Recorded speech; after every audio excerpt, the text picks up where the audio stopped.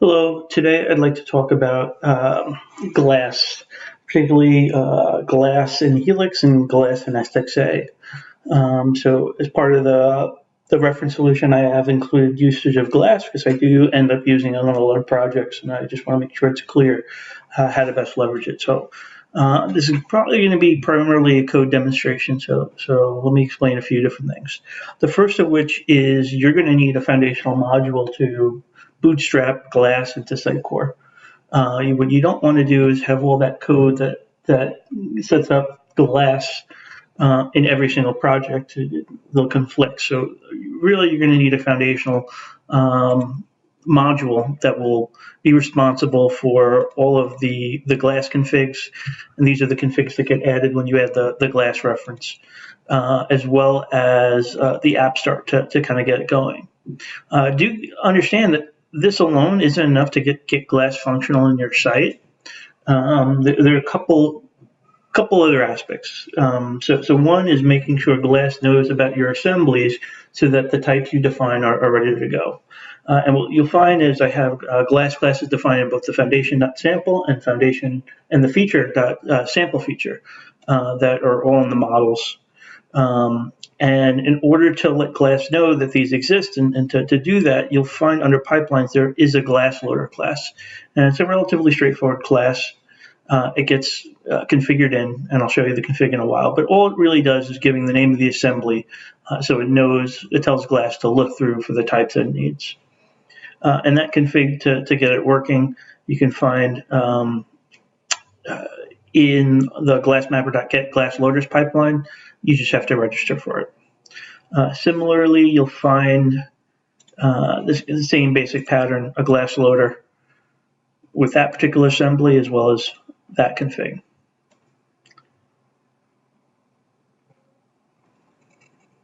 Right.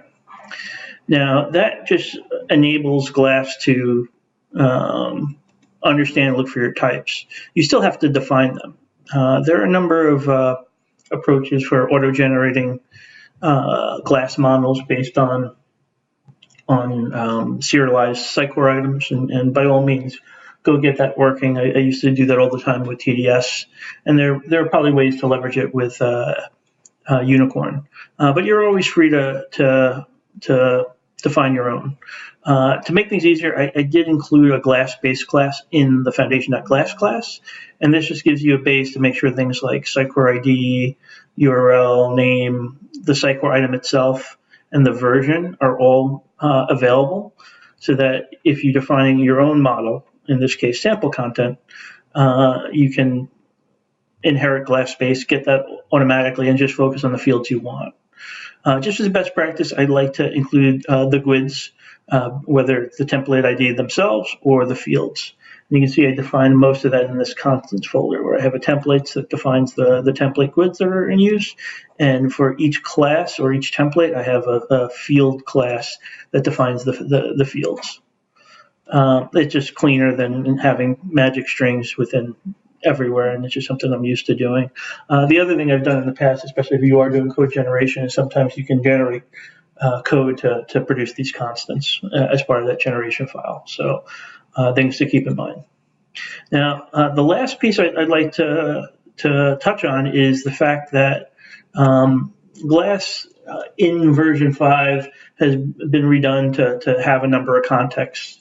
And instead of just instantiating a new Sitecore service like you used to in Glass 4, there is an MVC context, there is a request context, and one of the things to make it easier is to really register those things with Sitecore's service locator, so that you don't have to new anything up, and you can kind of deal with instances without and inject them as dependencies.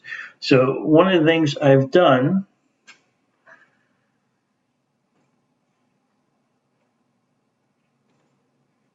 where did I put this?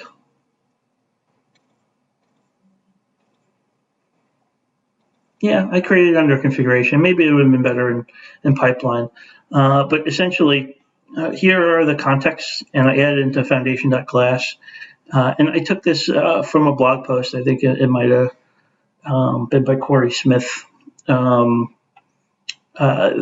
registers them with the service locator so that you can just inject them and get them. So that when I have a controller, in a lot of cases, maybe not this one, maybe this one.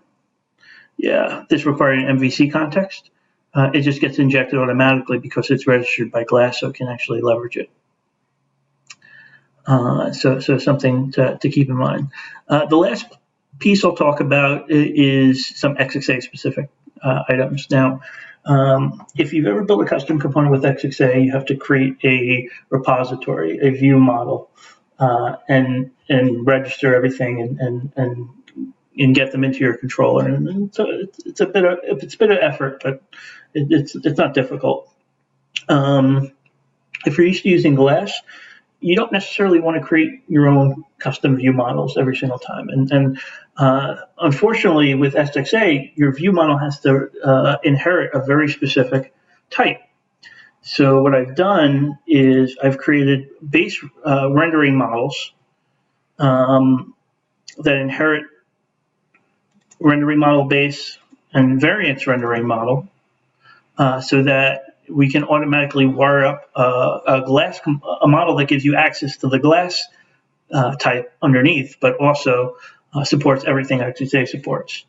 And then I've also created generic or base classes for controllers, for standard controller and variant controller, that will automatically populate the model with the proper Glass model. So without having to define your own custom repository or define your own custom model, you can basically wire a Glass model in an XXA compliant way and give it access to your controller. And you'll see that is used extensively in the contentless controller, where it inherits Glass variant controller because I am supporting variants with this component, and this type is automatically populated to the model. So when I go this.model, it is automatically going to get that and have the type and set the Glass model. But I added an extra field, and just to show you, if I go to this, I added a content field because I knew I wanted to use the repository. So I just set that to Sitecore ignore. And then I'm just setting that field to my repository, get the content by the category, and then I can just return the view. And I never have to do anything to populate the rest of the model or do the Glass conversion. It just happens automatically. And then if you look at the view for that,